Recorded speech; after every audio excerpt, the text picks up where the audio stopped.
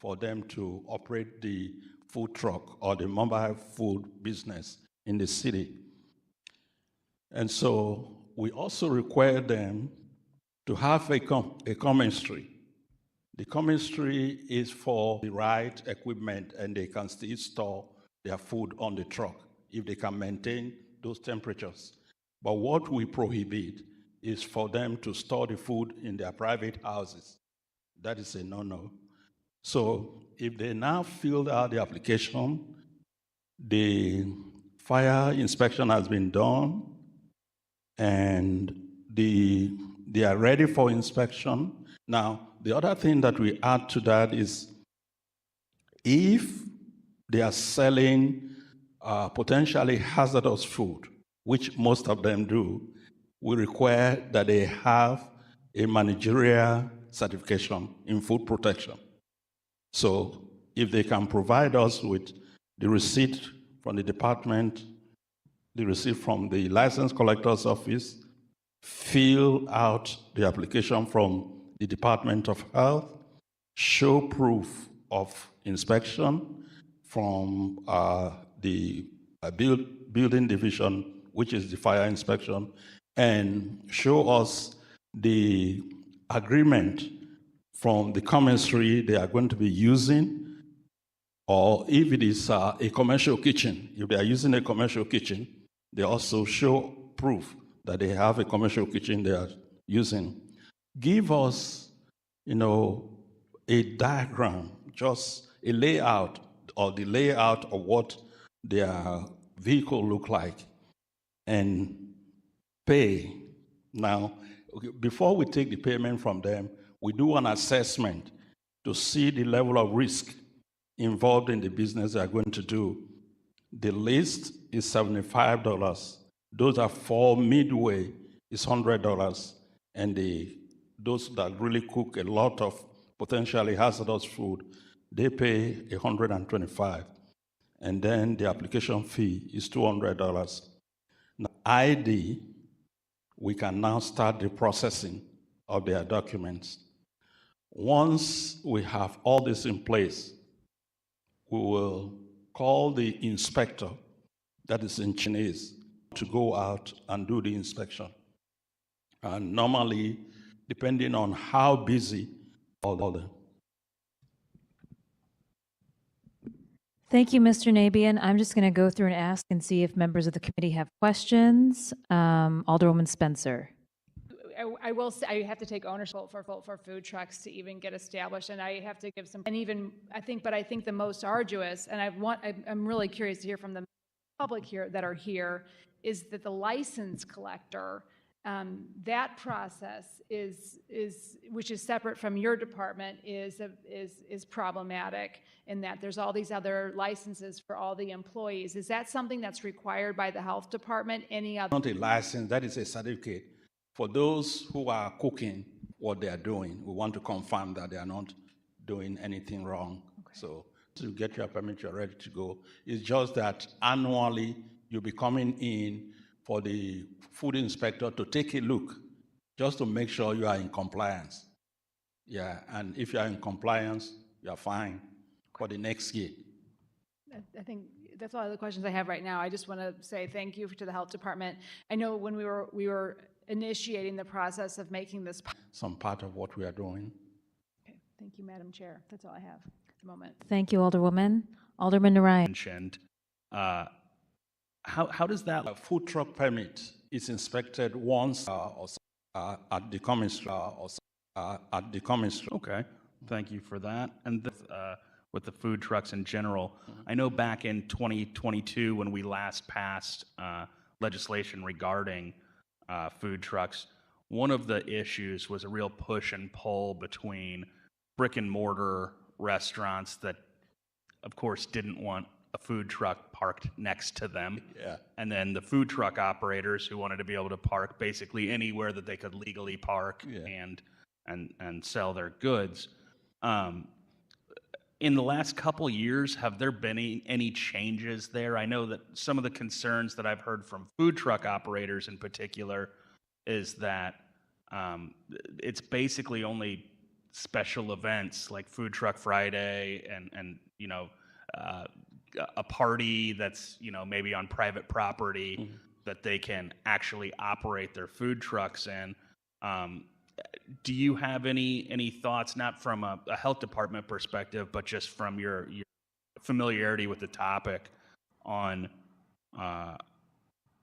the way that I hesitate to call it zoning because the trucks are mobile, Yeah. but on that push and pull between brick and mortar operators and food trucks? No, I think as far as we are concerned, the food trucks that have been certified fit to operate in the city of St. Louis can go to anywhere and do business.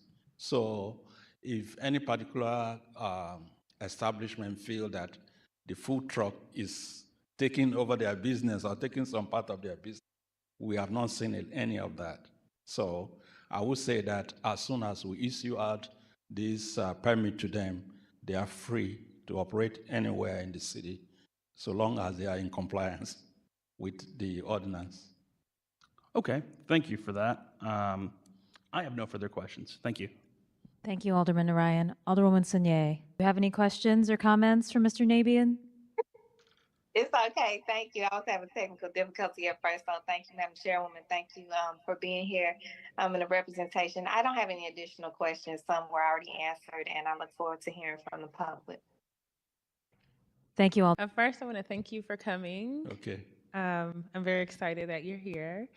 I have a couple of questions, and some of these questions I would just say, I'm a new alder, and I also always try to, I think sometimes because some of us have been working here for so long, and then folks in the industry, we've said, but they're like trying to follow along. So some of these things you might be like, oh, that's given, but just to be. In the first place, the requirement for the food truck or mobile food establishment, as we call it, is on the go to here, the City Hall, license collector's office, and they will give them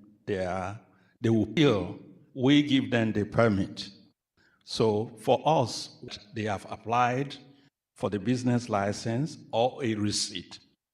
Once they get their receipt and bring it to the health department, we will now confirm from them whether their truck has been inspected by the building division. I'm saying it that way because there are people who do their inspection even before they come.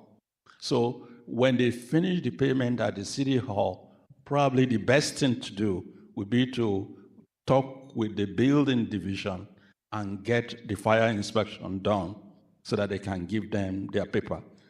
And then they can come with the paper, the receipt from the license collector's office, and they can give forms for them to fill.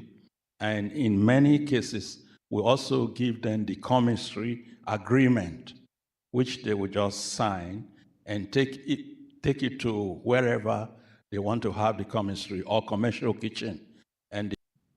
So I think that it depends on individuals. If it takes them a day, let me just say for the sake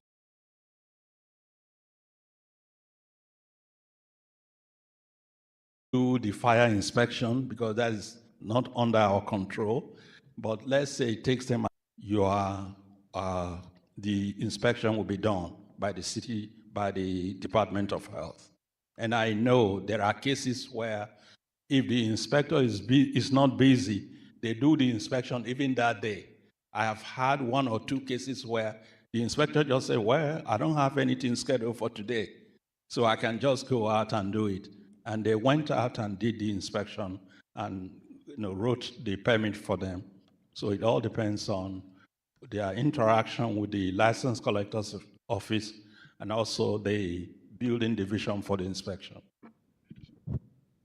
Thank you. My other question, and this might be a little bit outside of you, but since you're over at the department, and I'll ask some of the business owners too, but I'm always curious about anything that you observe in the process that language barriers or kind of cultural disconnect. There may have been few cases where, but what I have seen is that people from communities that are not very fluent with English, normally they will come with someone, either from the community who will do much of the interpretation and give them, the right direction, even when they feel out things. Then where they have difficulties, we come in and help them too. But I don't think it has really been a barrier because of this approach of coming in with people from their communities.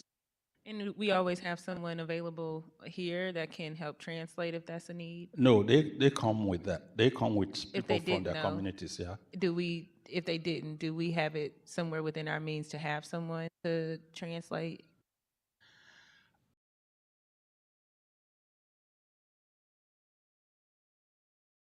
Do is we're going to take public testimony for the rest of the hearing. Yes.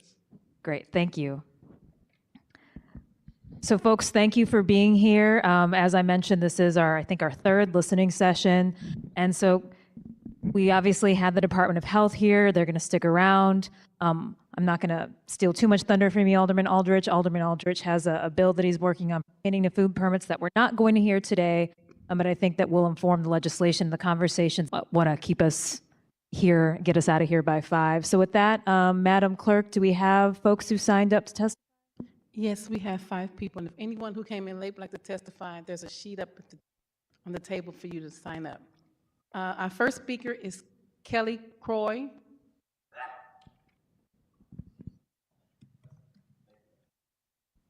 All right, ma'am, if you could raise your right hand, and do you swear to tell the whole truth and nothing but the truth? To sign up for that food truck permit with the fire safety unit in the building division with Mr. Kovac, which is either a registered commissary kitchen in St. Louis City, or they can apply for a commercial kitchen occupancy annual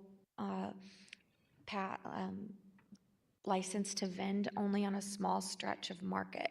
And so I help people that go through all of these processes, and they say, what is it good for? And I say, well, you need to go pay an additional $500, and the only place that currently is good for is on market. Sometimes I have people that want to go onto private property and get a license but we don't have a zoning code for a temporary setup the way other cities do, and so it's kind of like the first time we do it every time. Sometimes I've found a way to make a food permit work on private property with the building division by creating a special event for 7 different Saturdays, and I was able to get somebody permitted for that. But I've tried to do that again, and then they were asked to go to a conditional use hearing, which drug it out 2 months, and we weren't able to do it the same way every time. I've also worked with bar owners that call me that would like to have a food truck in front of their restaurant, like Venice Cafe. They don't have any food. I tried every angle to try to create a special event, and I wasn't able to make that happen for entrepreneurs like that. I think that's all I have. Do you have any questions? I'm going to guess the committee has lots of questions. Alderwoman Spencer. My first question is, are you, and then there's an expletive, kidding me?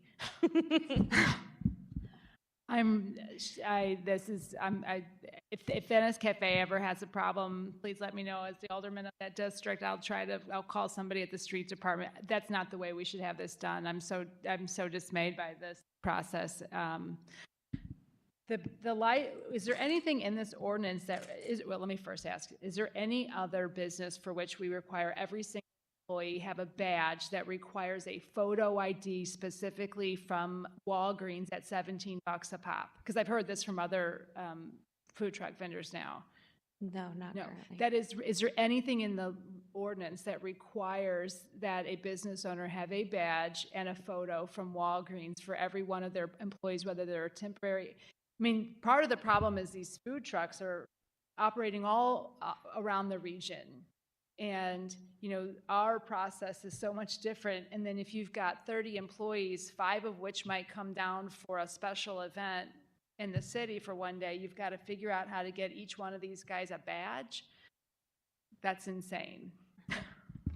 I guess it's not a question, it's more just That is Yes. what the license collector requires currently. Okay. I'm not. well, that is something we absolutely need to break down.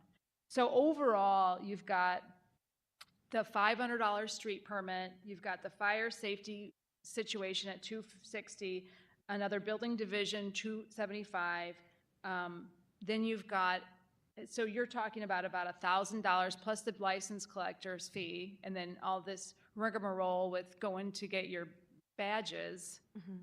Is the badge specifically for food? Does it say food truck on it, or what is this? It's written by hand with pen, and they like tape it onto a piece of paper and then like put it on a stretchy string, and that is your food truck license. Is it an official stretchy string? No, I mean, I believe it says vehicle food vendor. It says legal food a vendor. vehicle food Legal vendor. Okay. Alderman Narayan. Thank you, Chairwoman. I share Alderwoman Spencer's frustration with this, and that's not directed towards you at all. I know that you're not making up new and exciting hoops for entrepreneurs to jump through, but the idea that you would do all of that and then be permitted to work on a 500-yard stretch of street and then at special events would be incredibly frustrating, especially, I mean, so many of the food trucks that we see now are so different than, you know, when I first thought of food trucks, you know, you think of the food truck on a construction site where you can get, you know, a hot dog or a hamburger for a couple bucks, but now we're seeing way more, certainly enough space for both to exist. As you pointed out with Venice Cafe, that seems like a perfect example.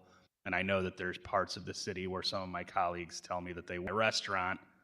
Why the heck am I? So ultimately, I'm just droning on, but thank you for your testimony. And I hope that this committee will consider updates to where these food trucks can operate, and then get some more direction maybe on what a license should look like and what it should cost, because these seem like just kind of ridiculous hoops to jump through when you're trying to staff up. I know restaurateurs don't have this issue. You know, their folks need to be ServSafe certified, and that's about.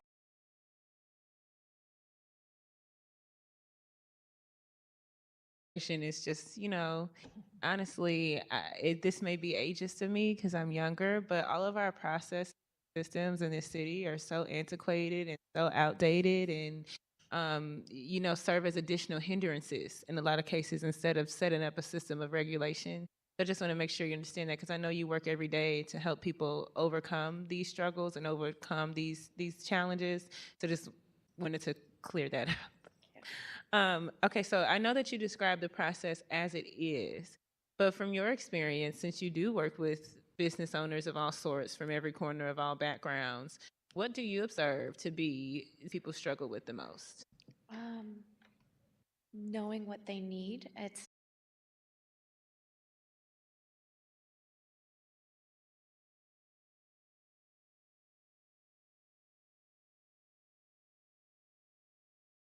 front of City Garden. There's a few blocks on Market Street, and that is the only place that the $500 food truck fee allows you to go. And I've heard from just other, I think there are previous food truck owners here who'll speak about how much business they had there, but it wasn't something that they found was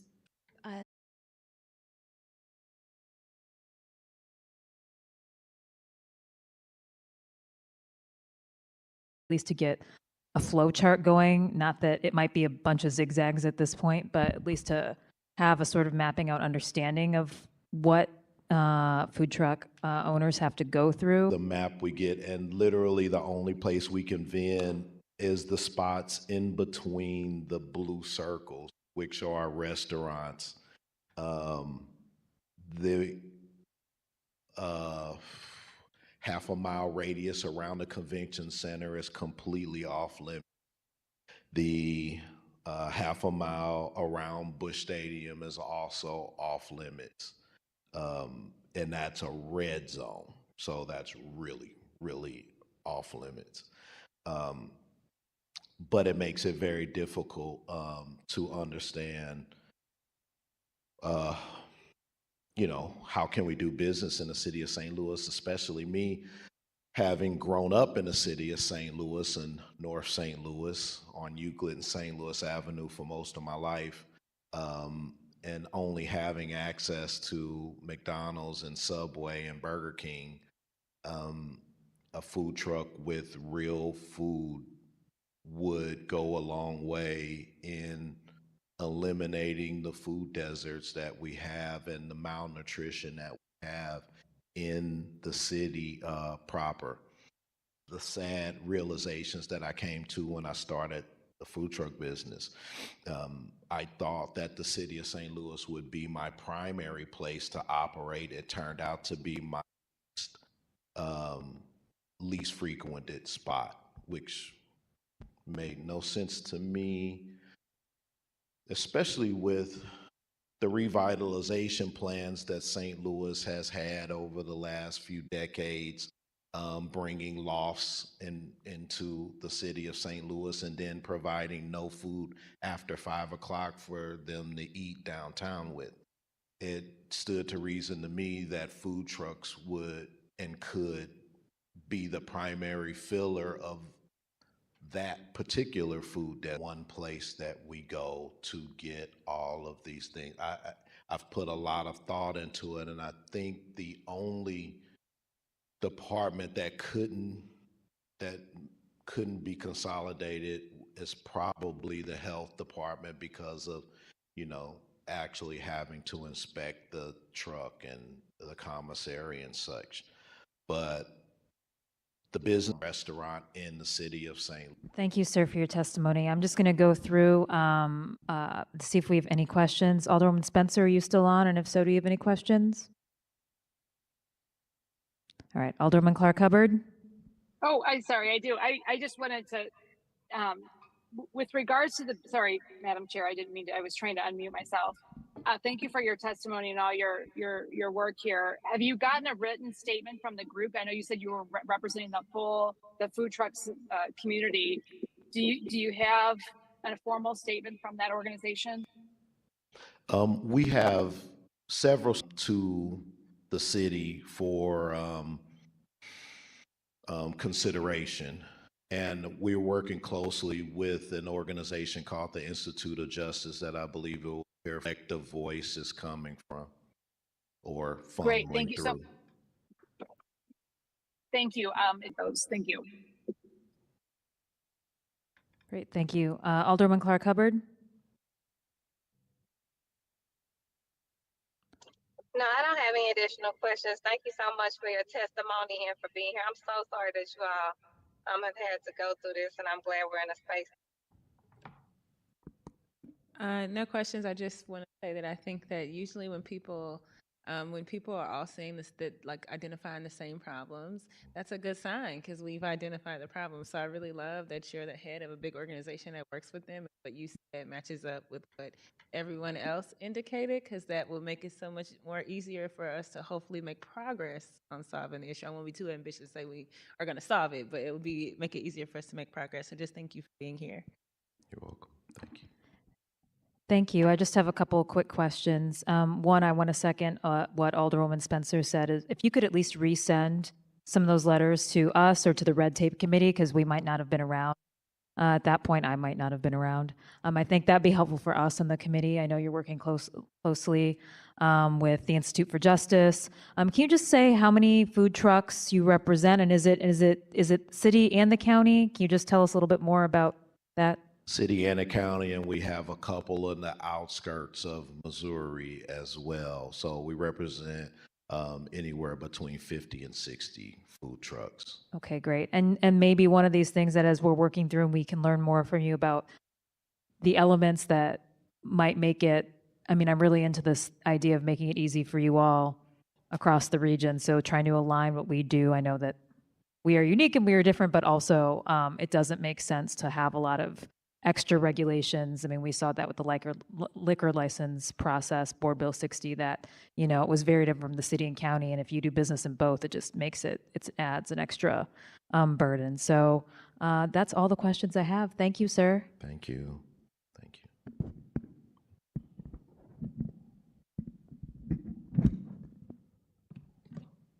Our next speaker is Patrick. Rogo Food Truck. I was also a member of the St. Louis Food Truck Association with Brian. And I sold my food truck in August of last year, in part just how difficult it is to run the business, but, you know, a variety of other reasons. But I'm also looking potentially to bring another franchised food truck to St. Louis, so this is still a big interest to me. One of the big things, besides just the length of I think it was $20 a piece plus the $15 for each one. It's just kind of a ridiculous process. And I remember the owner I bought the truck from, he told me, he said, it's going to feel like you're on candid camera when you come to City Hall with all the rooms you're going to up and down and back and forth between office and office. So it could definitely be made a more simplified process. Some other things I don't think were mentioned. For big events on the Go Euro Go truck, like going to the Food Truck Fridays at Tower Grove Park or something like, say, the Balloon Glow in Forest Park, I always wanted to bring like an extra barbecue pit, just like something you have at home. And I did that for a while. And then one time at the Balloon Glow, they came up and were about to shut me down, the fire department, because I had this. All right, Mr. Mueller, I'm going to run you through the same drill. If you could raise your right hand so I can swear you in. And do you swear to tell the whole truth and nothing but the truth? I do. Great. And just say your name, organization, and tell us about your experience. Absolutely. My name is Greg Mueller. I'm the owner of Forest City Barbecue. We operate the food window out of the Fortune Teller Bar on Cherokee Street. And we also run a food stand, the Tower Grove Farmers Markets, Saturday mornings. I'm here to speak on behalf of all of the folks who run food trucks and run non-brick and mortar establishments in this city, because there is overlap between everyone who isn't a brick and mortar. It's not just food trucks. This is focused on food trucks, though. I just wanted to point out that it seems like we're all on the same page about the intricacies of the process and how many there are. I just wanted to point out that, as he mentioned, it is much easier to do it for a brick and mortar. However, it's a relative conversation here. It is much more complicated to get your licensing for a brick and mortar city than other cities, as well as the counties. So I know that that's probably a conversation for another time, but it just goes, I just want it to be known that this isn't just a food truck issue. This is a disconnect in communication between all the departments at City Hall. Seems like we're in agreement on that. I was looking to start a food truck of my own and learned all of this process, and realized that this is not the path for me financially. I can make more money by doing it more DIY grassroots another way. So we went the route of doing, getting a commissary. I also did have to do a conditional use hearing. So brick and mortar is much easier, but anything that requires this conditional use can really derail other folks as well. I want to take a moment to comment that very, very much full up. From that, I think I just wanted to comment a little bit further on the location of the food trucks. Obviously, we are in agreement that the Market Street is the wrong answer. I wanted to propose some very simple ideas. What does the county do? What does St. Charles County do? It was a very easy answer. They do, and see if we can emulate it. But also, we have a numerous amount of community involvement districts that are set up. Cherokee Street has one, the Grove, Bevo, all these places. Just a suggestion that maybe we could utilize these infrastructures that are already in existence to vet some of these through. It would be nice if we could get to a point where public streets are open for food trucks, but if that's too large, maybe we can hone it into CIDs, and that way we can at least get some number of food trucks there, and I feel that most of the patrons and entrepreneurs there would feel that it wouldn't step on one of those, as we're looking to try to create an environment where we drive more people to. So that was pretty much what I had to say on that. Just wanted to support everyone and see if we can help make some change. Questions, thank you. Alderman Aldridge? I don't really have any questions either. I do want to say thank you for, actually, can you just, I do have a question. Sorry, I take that back. Can you just, you don't have to get into specific details, but can you just talk about, just from the obstacles generally, what were, like, looking at the financial, picture, why you opted a different route? Yeah, but obviously there's extra expenses. So it was already such a difficult process to, one, understand, let alone navigate. I mean, we're all intelligent people. I spent 10 years at Boeing as a senior financial analyst before this. I'm definitely not a dumb person. I know processes, created them.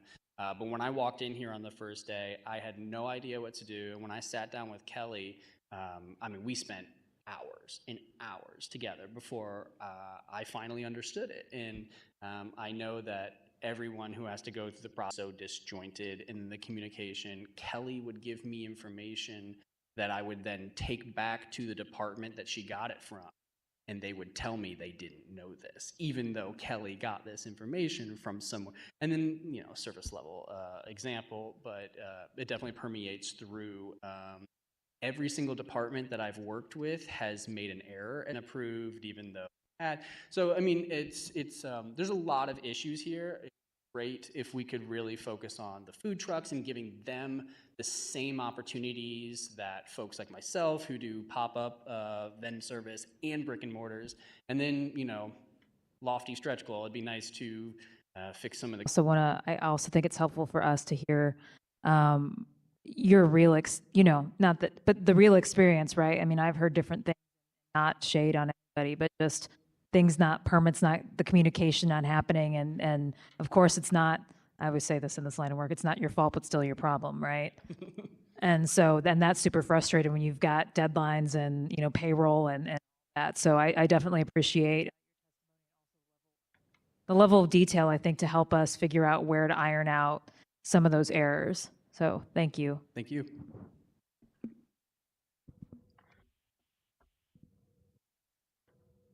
Idajo Hansu.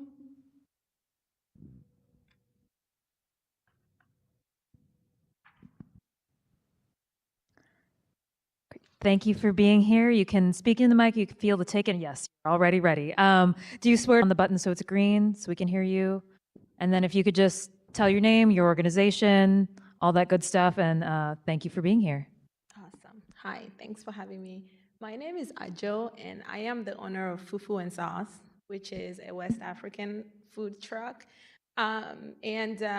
Everybody else has pretty much said it all. And I will echo all of that. And the last point that I was hoping to make is what the gentleman that just spoke made. There is no cohesion in communication across these departments at all. Last year was my first year ever starting my food truck. So this is pretty much very vivid in my mind still. I've cried going through this process because you will come here and you will get this information and then they will say, oh yeah, this is what we need. You go to the next department and they would say, no, we need this that you need to get from the previous department. Well, I was just there and they told me you're the one that I come to. So it's incredibly frustrating and it prolongs the entire process. And then with the fee, right? You have to pay this here, you have to pay this there, you have to pay this, not free. Taste of St. Louis costs $2,000 to do. Festival of Nations costs $1,000 something to do. So it's like every step you're paying money to do this, and all of this is gonna come out of your bottom line. So then it just feels like nobody was listening, I guess. So now we're here. So I'm just also very grateful to be here and to see that something is, able to get done and you guys want to help us get to it. But pretty much like the one entity I feel like, okay, absolutely necessary going through their ropes and understanding why they need to do the things that they're doing, right? And why this is like a necessity to operate your food trucks. But everything else for me seems like everybody else just wants money out of you. And as a small business owner that is trying to figure it all out, it gets very frustrating because everybody talked about the commercial kitchens and all of that.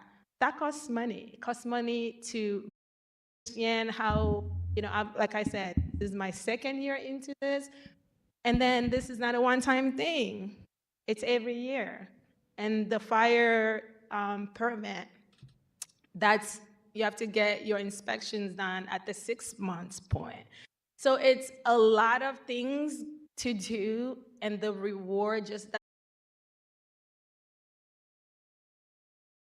My committee members have questions. Alderwoman Spencer?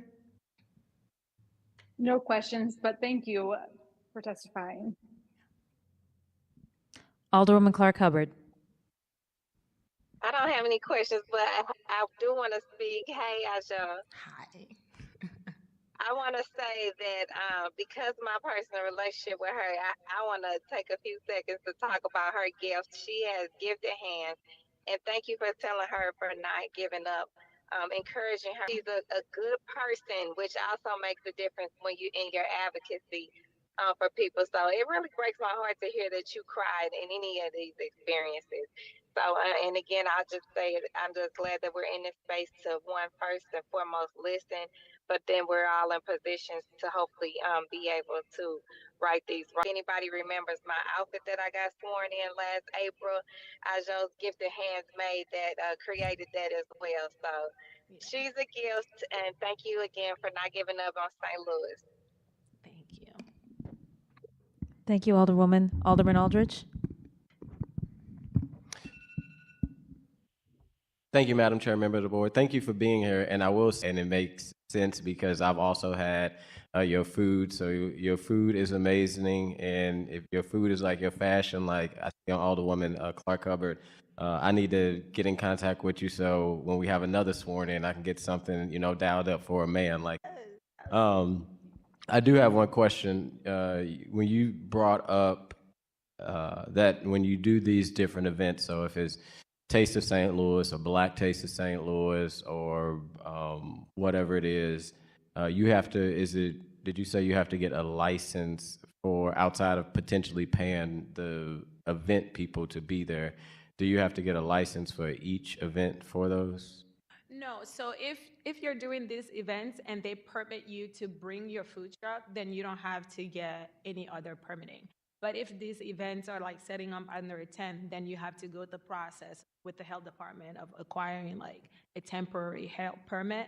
And also, like the gentleman was saying, anytime you step foot outside of that food truck, you're back the fire department and let them know, hey, I'm bringing something, and then they charge you $75 to get you a permit to be able to bring that pit.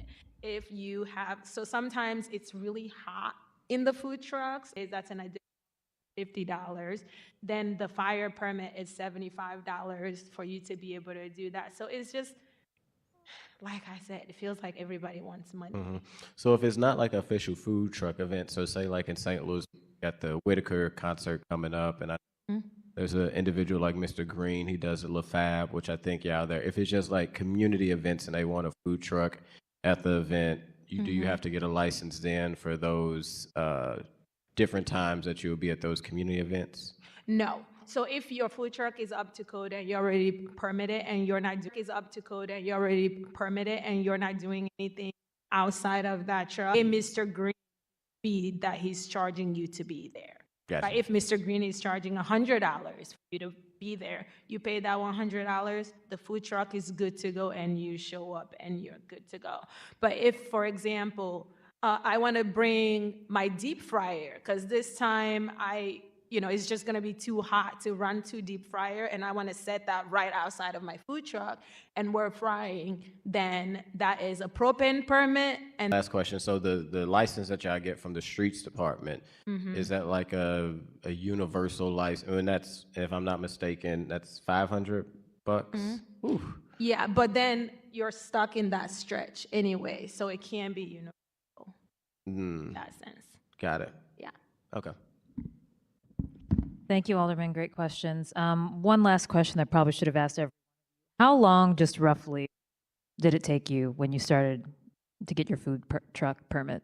A good 3 months. Yeah. 3 months. That's all the questions I have, but I just want to say thank you for being. I've heard about your food. I've seen it on the internet, so I definitely, hopefully I will try it. But I mean, thank you again for being here, and thank you all for all of you. One of the challenging things that we're trying to do in this committee is really hear people's stories and what they experience, and sometimes it can be scary to come and talk, especially in a place like City Hall. But we We have one person online, Scott Crecion. If you could unmute your camera and mic.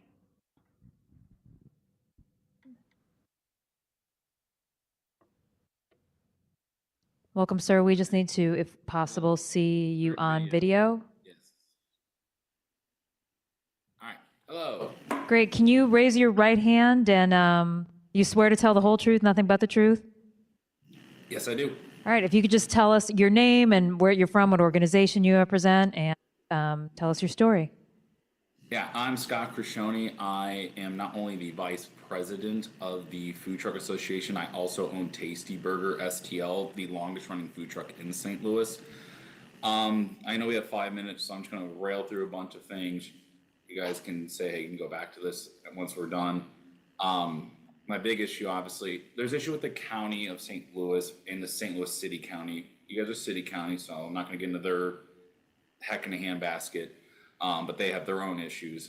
But just interested, like we said, it's like over $1,000 just to go through this process. It takes months. We were trying to get our permits to go to City SC the very first year, and the amount of just miscomms from, oh, you got to go to this building. Okay, I went to that building. Oh, why'd you come here? Go to that building. We've already established this in this conversation, so we all understand. Going to 3 different departments, 3 different buildings, it's nonsensical. It's completely a big waste of time. We talk about the passport ID issue. Waste of time and money. And that's the problem is it's coming down to how many pounds of flesh can be stripped from food truck owners who are restaurant owners, who are business owners, who pay taxes in these cities. Like, how much flesh can we be stripped from? I go to the same issue with the county and with the city and with Jeffco and St. Charles and St. Peter's and everybody wants their pound of flesh. And the issue is what region of the DMA, the St. Louis Designated Metro Area, is going to be the first to say, enough's enough, let's be adults, and let's coordinate.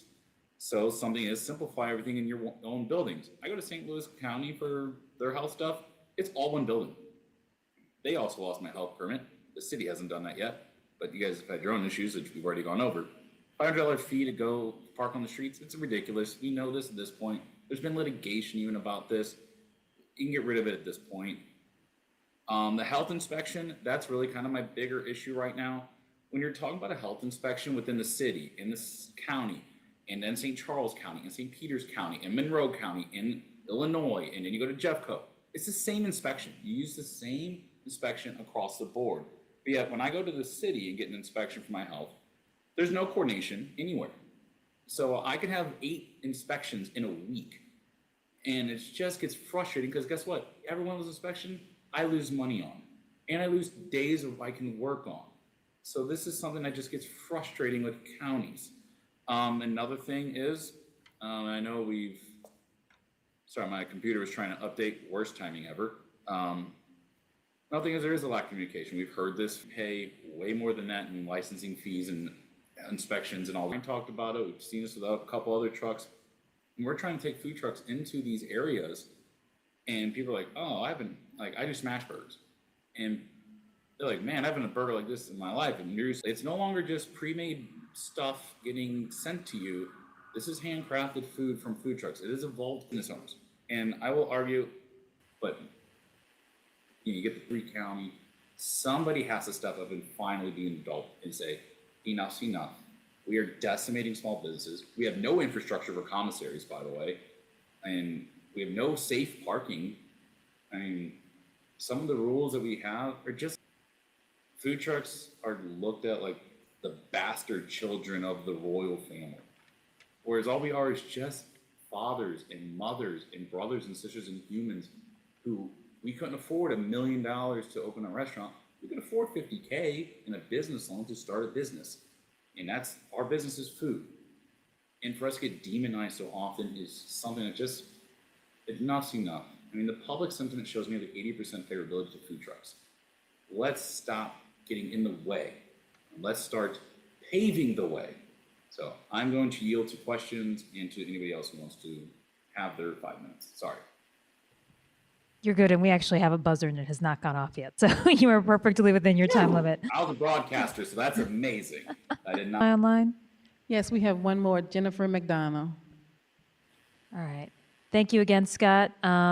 Ms. McDonald, I'm going to ask you to raise your right hand and do you swear to tell the truth and nothing but the truth? I do. And I know that we've met, but if you could introduce yourself, the organization that and with, and again, 5 minutes by today. Sure. So my name is Jennifer McDonald, and I am an assistant director of activism at the Institute for Justice. IJ is a national nonprofit organization, and we've been advocating for entrepreneurs for over 30 years and advocating for food truck owners for, gosh, at least 10 years, if not longer than that. I also run an initiative at IJ called the Cities Work Project, and Cities Work partners with cities across the country to help them identify and then rectify some of the regulatory barriers that entrepreneurs and other business owners face. And so we've been working closely with the Special Committee on Red Tape, as well as, Alderwoman Velasquez, Alderman Oldenburg, Alderman Aldridge, and others to help figure out just kind of how the city of St. Louis can reform their regulatory practices to support small business owners. So I wanted to talk today just about kind of the national perspective on the benefits that food trucks bring to communities and why food trucks are so important for St. Louis.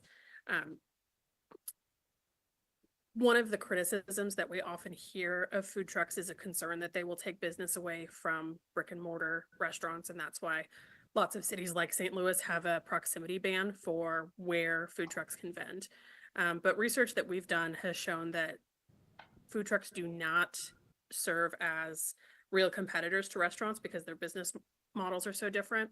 And in fact, food trucks can actually complement restaurants. So say you're going to an area because you want to eat at that food truck, you may decide to have a drink at a bar nearby, or you may go for a snack and decide to stay for dinner at a brick and mortar restaurant. There's lots of reasons why driving foot traffic to an area is really good, not just for the food trucks, but for the brick and mortars in those areas as well. And by making some of these areas more populated, they can help improve security. So by having more eyes on the street, so we call it, there's quantitative research that shows that that has a direct positive impact on public safety. There's more people around, there's more activity, and so it's more difficult for criminal activity to take place. And so I think that is an argument both for supporting food trucks, eliminating those proximity bans, as well as for making it easier for them to operate longer into the evening so that they can provide more food options for people in food deserts, make sure that the streets are more vibrant and therefore safer. I also wanted to talk about how important food trucks are, particularly for BIPOC entrepreneurs and providing a path to entrepreneurship. We know that commercial rents continue to go up and up and up. And so entrepreneurs who maybe wanted to open a brick and mortar restaurant find that a food truck might be a more cost-effective way to do that. And so this is particularly important for driving entrepreneurship in communities of color. And it's another reason why lowering those fees, it costs over $1,000 to open a food truck in St. Louis in permitting fees alone. So it's really important that we lower those fees and make sure that this path to entrepreneurship is accessible as possible for folks from every different socioeconomic group possible. We have been working closely with Alderman Aldridge, and we would love to, when BB 14 is eventually heard, make comments specifically on that legislation. But we just wanted to join you all and tell you just how important food trucks are. We'd be happy to answer any questions that you have about how other cities and states regulate food trucks as well, and anything that we can do to provide assistance to the committee as you think about what you can do to support food trucks. We would be happy to help, and I'm happy to answer any questions that you have today as well. Great. Thank you, Ms. McDonald. First, I'm going to ask Alderwoman Spencer, if you're there, do you have any questions? All right, Alderwoman Clark Hubbard. No additional questions, but thank you so much for giving us some context, and thank you for that work you're doing. Alderwoman Sunier.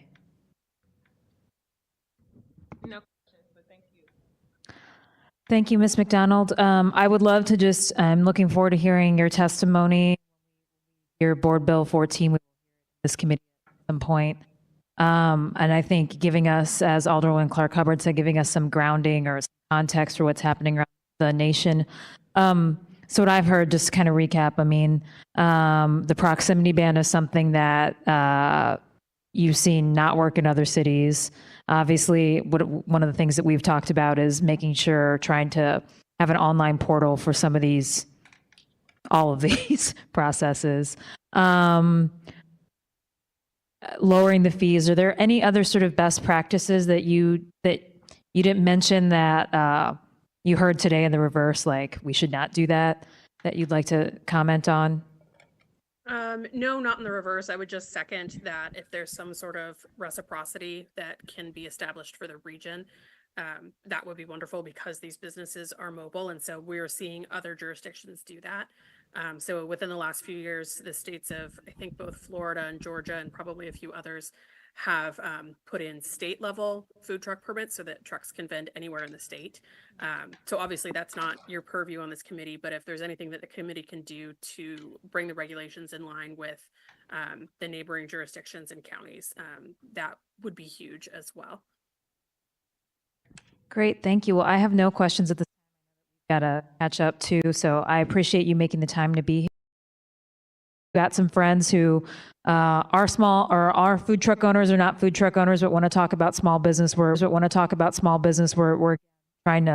looking to really identify the red tape in lots of different places to see ways that we can cut it back. So June 3rd, small businesses generally. June 10th at 3 p.m. here in the Kennedy Room.